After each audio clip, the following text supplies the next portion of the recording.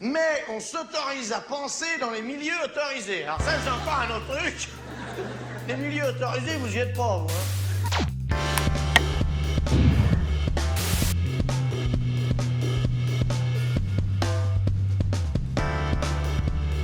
Un seul héros, le peuple, un slogan qui résonne avec notre époque riche en mobilisation sociale, était déjà mis à l'honneur pendant la guerre d'Algérie. Ce slogan, c'est aussi le titre d'un film qui raconte les soulèvements populaires de décembre 1960 dans ce qui constitue à l'époque une des dernières colonies françaises.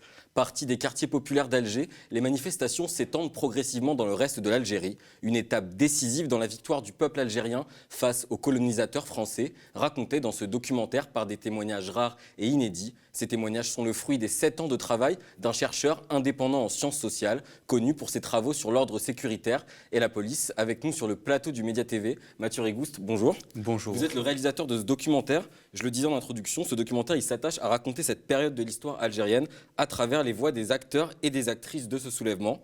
Bon, dans le film, ça bouge beaucoup, il y a des plans qui ne sont pas forcément très stables, mais ce qu'on retient finalement, c'est la force des témoignages. Est-ce que c'est ça le ciment de votre documentaire ?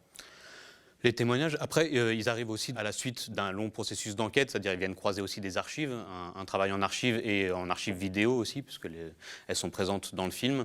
Et ils viennent aussi dialoguer avec des performances de danse. Mais oui, le cœur de ce support, c'était de pouvoir redonner la parole des témoins, puis des participantes, des participants à ces manifestations de l'époque. Et du coup, leur parole, mais aussi leur présence. Et puis, parce qu'on voit qu'il se passe beaucoup de choses dans la manière dont ils racontent ce surgissement. D'une certaine manière, ils le revivent et du coup on le revit ensemble et c'est quelque chose qu'on peut pas retraduire à travers le livre parce que du coup c'est un projet en 3 temps. Il y a un film, il y a un livre, il y a un site et sur le site il y a les archives notamment qui ont permis de faire cette enquête et les témoignages. À terme il y aura d'ailleurs les témoignages en entier. Alors qu'est-ce qu'ils racontent ces témoignages ? Ces témoignages, ils viennent valider des hypothèses, en contredire d'autres. Alors ça, c'est le travail de recherche en socio-histoire. Et puis, ils viennent ouvrir d'autres pistes pour la recherche. Ils ont transformé complètement les hypothèses de base. Et puis, ils viennent ouvrir des pistes politiques, je dirais. En tout cas, ils viennent nous amener à réfléchir ensemble sur comment on se libère, sur la question de la violence, des violences d'État, sur la question du corps, puis sur comment on se libère ensemble et comment on s'organise ensemble. Ça vient poser toutes ces questions-là. Et les témoins, les participantes, les participants, dans la manière dont ils racontent, ils étaient enfants à l'époque, ils étaient très jeunes adultes. Ils racontent à la fois comment on se construit dans une société coloniale face à des violences multiples, et puis comment on se politise, comment on vit la guerre de libération, comment on entre en contact, comment on rencontre la révolution, et puis pour certaines d'entre eux, comment on devient des révolutionnaires. Du coup, ils racontent aussi des transformations de soi, en même temps qu'une multiplicité d'aspects de la révolution algérienne qu'en général on a moins regardé, qu'on a moins vu, que parfois on a considéré comme secondaires, et qui sont la question des résistances populaires. Cette séquence-là, de décembre 60, elle arrive à un moment où le Front de Libération Nationale, le FLN, et l'Armée de Libération Nationale, l'ALN, ont été profondément démantelés par la contre-insurrection. Très clairement, ils ont été massacrés par l'armée française. À ce même moment, le gaullisme tente de légitimer, d'installer un premier projet néocolonial. Du coup, le surgissement des masses populaires à travers toute l'Algérie, parce que ce n'est pas juste le 11 décembre, comme on dit en général, c'est près de 3 semaines, à travers toute l'Algérie, ce surgissement vient mettre à terre le projet néocolonial et, d'une certaine manière, donner un second souffle à la révolution algérienne.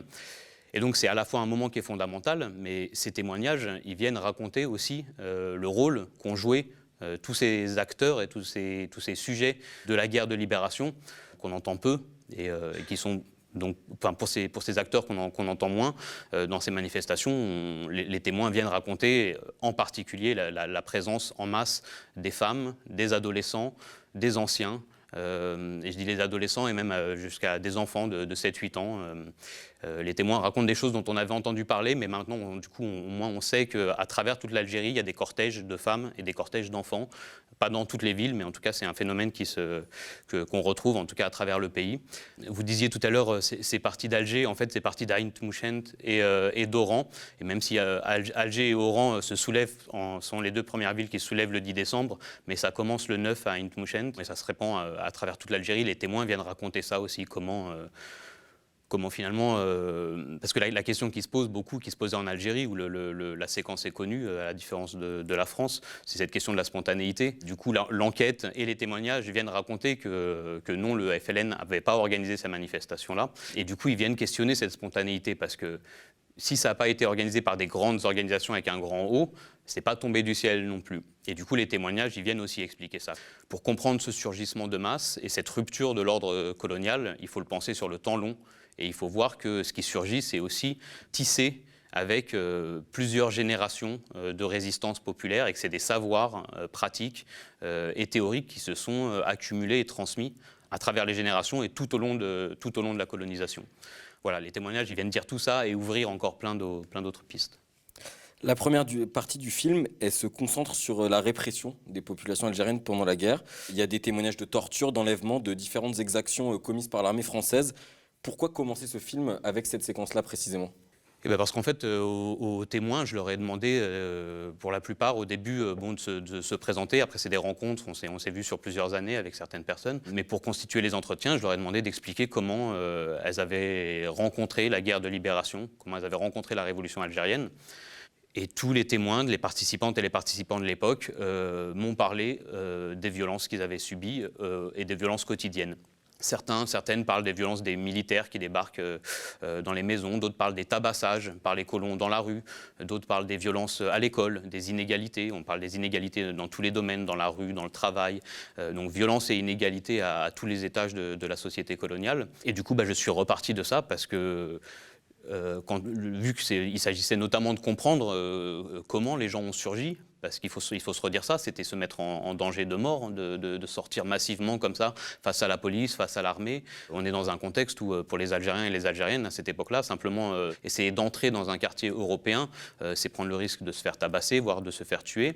Sortir un drapeau algérien, on le sait depuis le 8 mai 1945, quand un jeune Algérien tente de faire ça, le jour où du coup, on fête la libération de l'Europe et où les Algériens et les Algériennes manifestent pour leur libération, ce jeune homme est abattu directement parce qu'il sort un drapeau algérien. Donc sortir en masse dans les quartiers interdits, avec des drapeaux, avec des banderoles qui réclament l'indépendance, s'y maintenir face à la police, face à l'armée, face aux Européens d'extrême droite, c'était bien entendu, c'était se mettre en danger de mort. Et c'est une rupture, c'est vraiment une rupture historique. Et la question de savoir comment...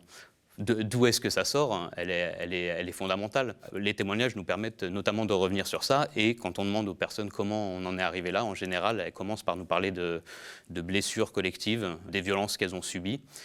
Et puis après, petit à petit, quand on continue à creuser, elles viennent nous parler d'autres choses, et qui sont ces multiplicités des modes de résistance populaire, que justement, en général, on ne voit pas tellement parce qu'on ne les considère pas comme pleinement politiques, mais justement des formes de résistance qui vont à un moment devenir révolutionnaires, ou en tout cas qui vont être capables de rupture, et qui viennent s'ancrer dans la chanson populaire, dans le sport, dans les formes de résistance et de vie collective, dans les quartiers ségrégués, dans les formes d'entraide, dans toutes les formes d'autonomisation qu'il y a justement dans les solidarités populaires. Les personnes le racontent en repartant des souffrances qu'elles subissaient sous la colonisation. Alors, j'aimerais qu'on regarde un petit extrait du film qui revient justement donc, sur la répression particulièrement violente des soulèvements de décembre 1960. Le 11, il y a eu une répression très importante. Non seulement il y avait les CRS, il y avait les gardes mobiles, mais il y avait aussi un soutien de la marine française, ce qu'on appelait les fusiliers marins. On n'a jamais vu ça pour les manifestations urbaines. Depuis 1956, les premières manifestations, mais en décembre, il y a eu quand même un dispositif répressif très, très important. On l'a entendu, donc cet épisode, donc les soulèvements de décembre 1960 a été particulièrement réprimé. Pourquoi, selon vous ? Toutes les résistances décolonisées et tout au long de la colonisation ont été réprimées. Leur forme d'organisation politique, tout le mouvement pour l'indépendance a été réprimé. Là, on est dans un cadre où on est dans la dernière partie de la guerre de libération et où L'indépendance semble inéluctable, mais le gaullisme tente d'imposer un projet néocolonial qu'il appelle Algérie algérienne. Face à lui, il y a l'extrême droite coloniale qui, elle, tente d'imposer ce qu'elle appelle l'Algérie française, et qui est une forme d'apartheid. Quand surgissent les masses populaires algériennes, il y a un enjeu fondamental pour le pouvoir, qui est de légitimer sa politique néocoloniale et du coup de ne pas se faire déborder par ces masses de colonisés. Le discours à l'époque est de dire que le FLN est absolument minoritaire, que c'est un groupuscule de terroristes qui terrorisent la population algérienne, et que les Algériens et les Algériennes ne sont pas du tout pour l'indépendance en masse, mais qui sont pour, alors les gaullistes vont dire, sont pour une solution gaulliste d'indépendance néocoloniale, en fait, de sous-traitance des intérêts, parce que c'est ça le projet néocolonial, c'est de faire sous-traiter les intérêts français par une administration algérienne. Et l'extrême droite coloniale, elle, sous-entend que les Algériens et les Algériennes sont pour rester dans l'Algérie française avec des conditions plus égalitaires, etc. Et donc quand surgissent ces manifestations insurrectionnelles à travers tout le pays, ce mythe-là s'effondre. Ça devient impossible de dire que l'État français fait face à un groupuscule de terroristes et que le peuple algérien ne serait pas pour son indépendance. Et donc l'État français va mettre le paquet en termes de répression, mais comme je vous le dis, c'est une continuité sous l'ordre colonial. Et du coup, la police va d'abord être déployée, elle va être dépassée, elle va être débordée, l'armée va être envoyée et un protocole de contre-insurrection va être déployé, une militarisation complète des grandes villes avec gestion du maintien de l'ordre et de la répression par l'armée. L'armée va obtenir le droit d'ouvrir le feu, elle va ouvrir le feu dans plusieurs villes. Les témoignages sont horribles et malgré toute cette violence, ce déferlement de violence d'État, les gens continuent à sortir et continuent à se maintenir. En écoutant les témoignages qu'il y a dans le film, de tous ceux et celles qui ont participé aux manifestations, on a vraiment le sentiment que tout le monde y va à corps perdu, quoi qu'il arrive. Comment est-ce que vous expliquez que ça se produise, alors que ça fait déjà quand même très longtemps que la guerre d'Algérie a commencé, entre guillemets, puisqu'on est déjà à la fin de l'année 1960, à peine 2 ans avant la fin officielle, en tout cas, de la colonisation d'Algérie? C'est toute la question. Je pense qu'il y a un faisceau d'explications et de forces. Il y a à la fois ce temps long de la résistance populaire dont on a parlé, le fait qu'à travers les générations, on se transmet des savoirs de résistance, de ruse, et puis on se prépare à surgir, on se prépare à se confronter. Il y a une autre politisation qui est liée à la guerre de libération elle-même et au fait de s'être confronté au processus révolutionnaire, d'avoir été en contact avec les organisations politiques et militaires de la Révolution, ou des personnes qui étaient des opprimés, qui étaient entrées en résistance. Là, pour certaines d'entre elles, vont devenir des révolutionnaires. Et du coup, un troisième aspect que là a été plus difficile à aborder avec les outils des sciences sociales et qui était apporté par les témoins, elles et eux-mêmes, encore une fois, c'est cette question que eux nomment une sorte de délire collectif. Certains parlent de transe. Il y a la notion de corps commun qui revient plusieurs fois, avec la métaphore du fleuve. Et donc oui, les participants et les participantes parlent de quelque chose que moi je n'avais pas du tout prévu sur lequel travailler, mais qui est une espèce d'énergie collective, a priori incontrôlable, en tout cas dont elles et eux disent qu'elle leur a permis de déborder la contre-insurrection, à des cortèges de femmes, de percer des barrages de militaires.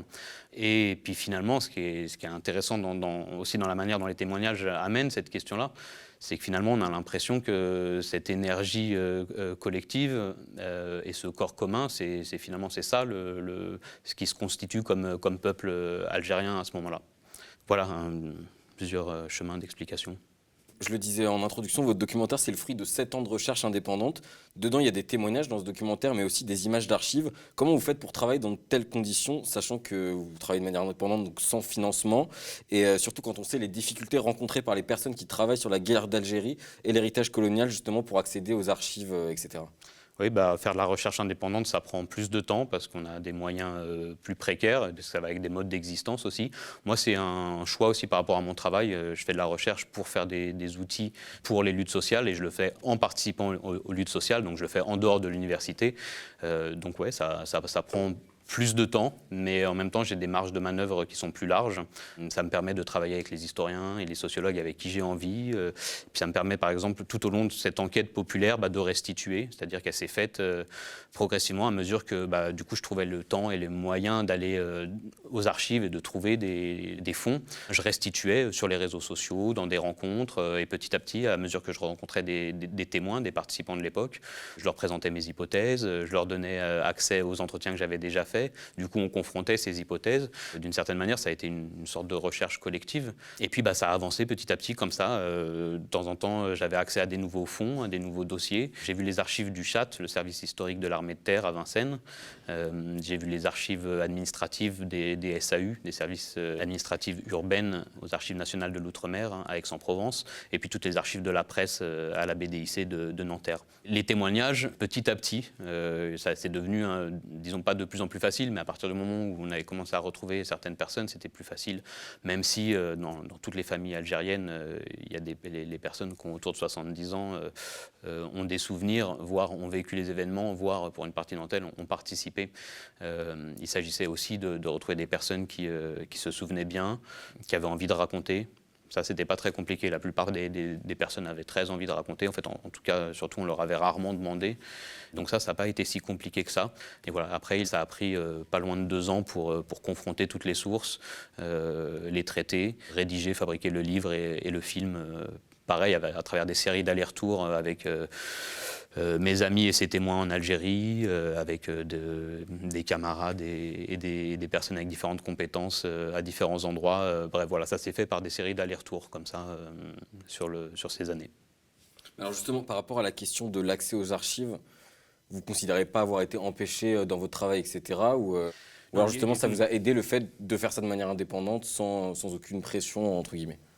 Non, le fait d'être indépendant, surtout, ça veut dire, oui, ça va avoir des marges de manœuvre mais ça veut dire d'être précaire de l'autre côté. Mais ça intervient pas tellement dessus. Et il y a beaucoup de travaux sur la guerre d'Algérie, des travaux très importants.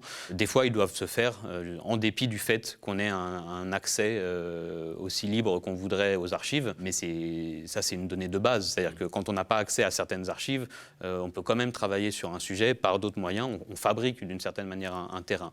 Après, l'accès aux archives, c'est un champ de bataille en tant que tel, c'est une lutte en tant que telle, parce que dans les archives, il y a justement la possibilité de construire une historiographie, et puis de comprendre des choses qui se sont passées. Et donc les archives, elles appartiennent au peuple, elles n'appartiennent pas à l'État en vérité.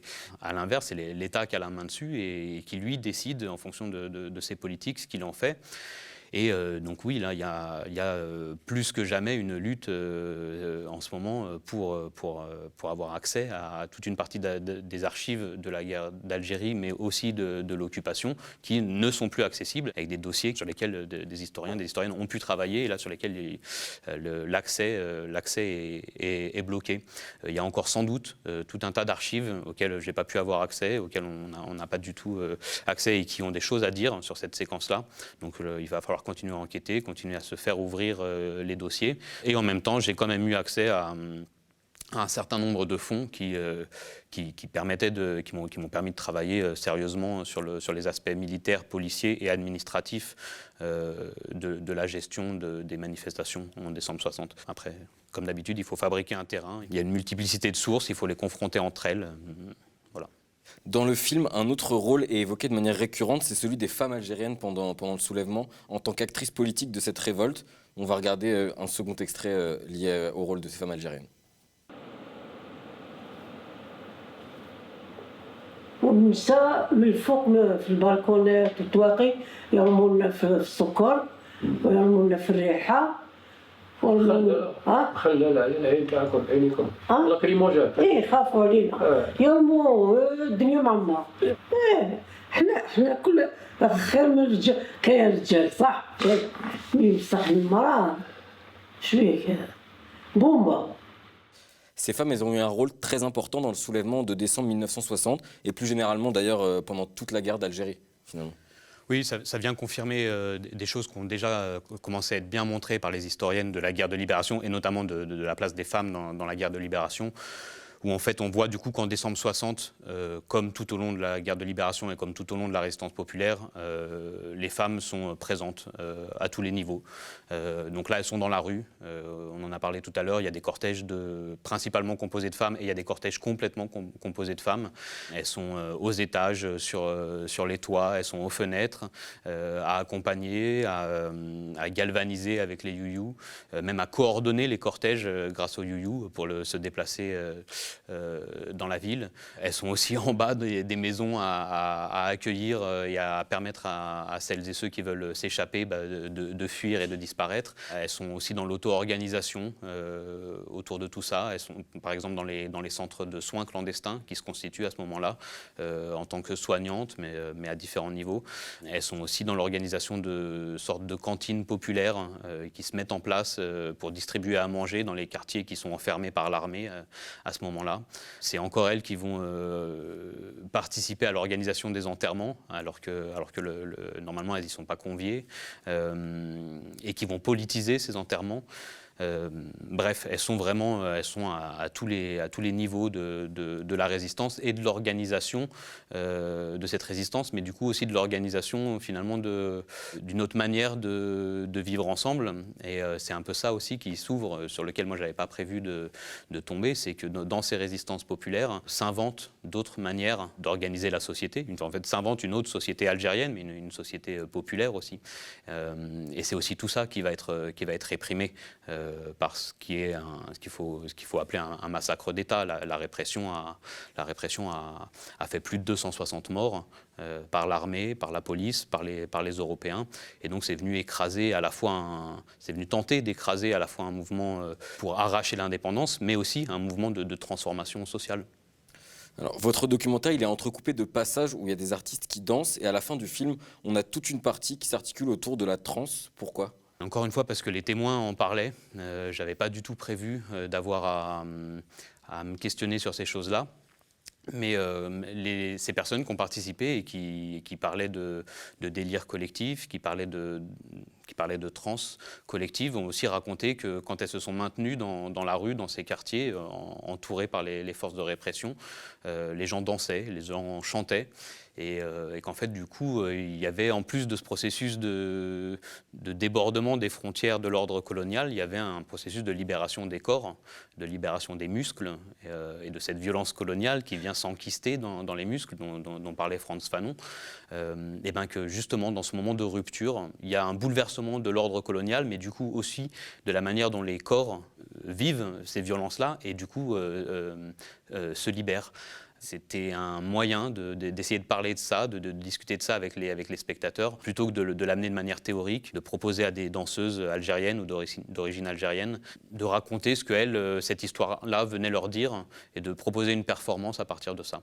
Je leur ai proposé de construire comme elles voulaient une performance qui vienne raconter un peu dans les mêmes temps que le film, un moment qui parle de l'oppression des corps, des muscles, de la violence coloniale, un moment qui parle de la rupture, de l'explosion, du surgissement, et puis un moment qui vient parler de la libération des muscles, de l'émancipation des corps, de la réappropriation de la société, du territoire, mais du coup de la réappropriation de soi aussi.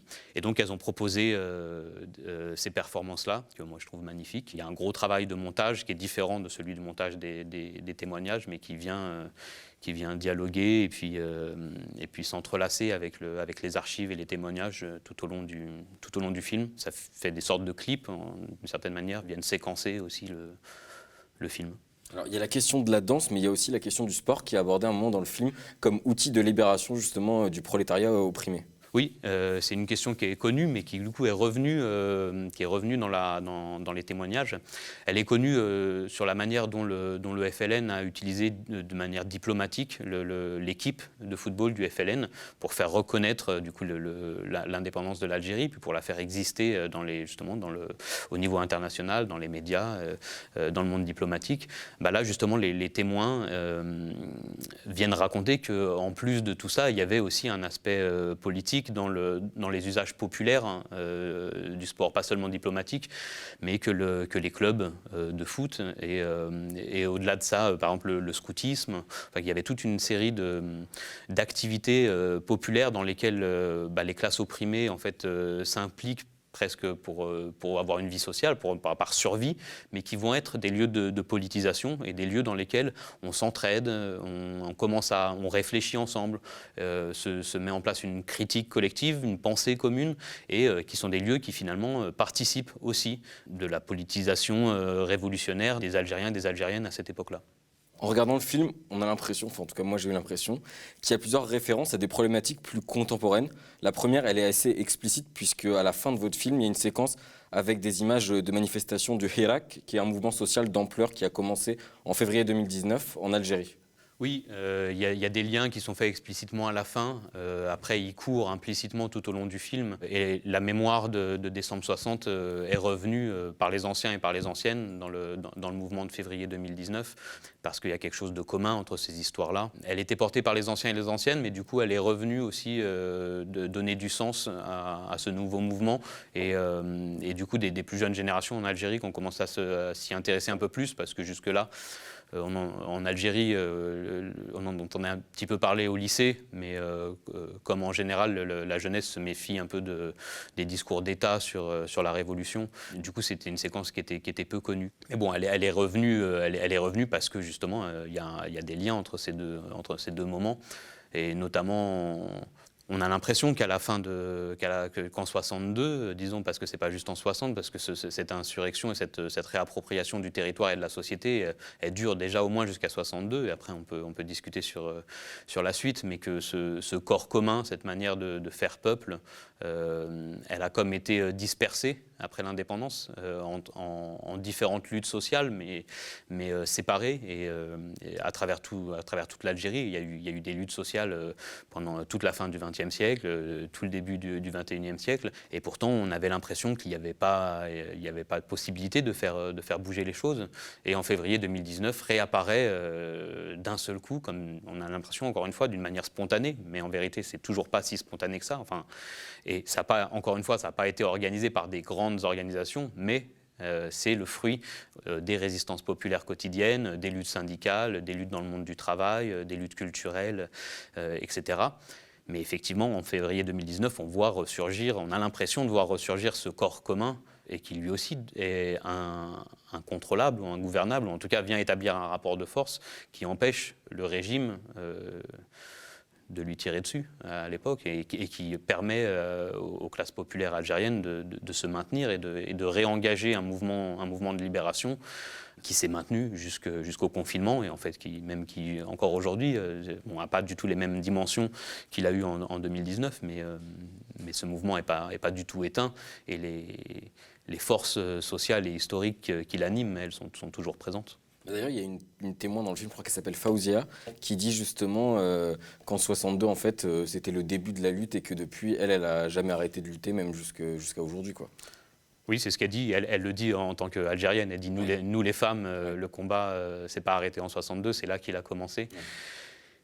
Et oui, la plupart des entretiens ont été faits avant février 2019. Et c'est assez intéressant de voir, parce que du coup j'ai rediscuté avec la plupart des gens depuis février 2019, et de voir aussi comment le mouvement est venu rouvrir ces questions-là, est venu aussi remettre sur la table cette période, et puis les questionner à nouveau sur leurs engagements. La plupart des personnes qu'on voit dans le film ont été marchées à partir de février 2019, quelquefois, pour les plus anciennes et les plus fatiguées, elles n'y ont pas été beaucoup, et puis il y en a qui sont pleinement actifs, qui ont été pleinement actifs là, dans le mouvement.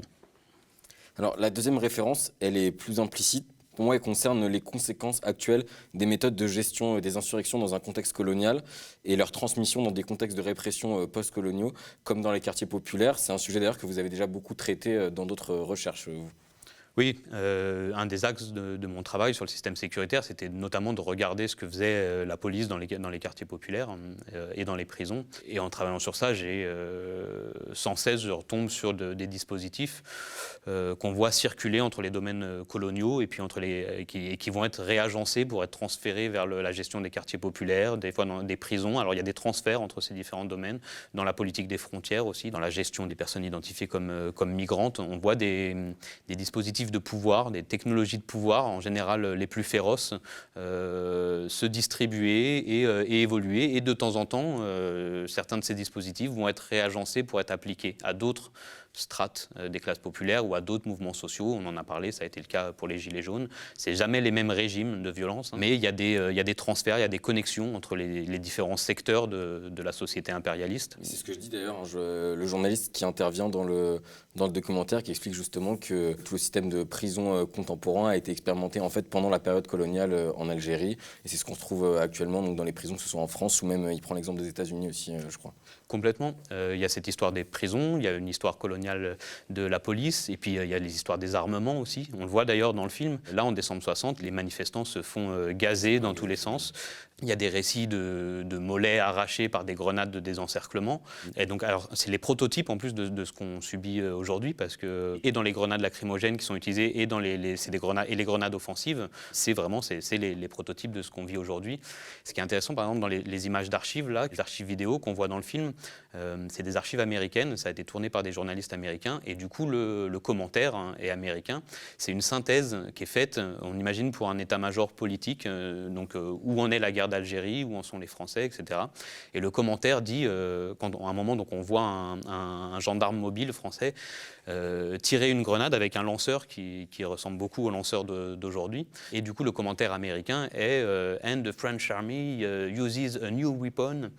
C'est-à-dire que les Américains sont en train de s'enthousiasmer du fait que l'armée française expérimente une nouvelle arme sur ces populations civiles. Et du coup, effectivement, l'usage de ces gaz et de ces grenades militaires sur des civils dans un cadre national, l'Algérie est encore sous ce cadre-là à ce moment-là, est expérimenté. Dans ce cadre colonial, on s'autorise à utiliser des méthodes de guerre contre une population civile. Et ce dispositif-là, là c'est assez évident que c'est ce dispositif-là qui a été réagencé mais généralisé depuis. Et on voit que aussi quand les Américains s'extasient devant ça, c'est parce que aussi c'est un marché.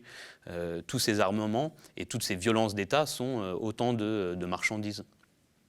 Merci Mathieu Rigous d'être venu sur le plateau du Média TV donc pour discuter de votre documentaire Un seul héros, le peuple. Il est disponible à prix libre à l'adresse qui s'affiche sur votre écran. Et je crois que d'autres projections sont prévues dans les prochains mois. Oui, il y aura d'autres diffusions en ligne, des projections privées et publiques qui s'organisent avec des ateliers, des masterclass. Voilà, on peut imaginer toutes sortes de choses. Le but, c'est de faire de l'éducation populaire critique à partir de ce support.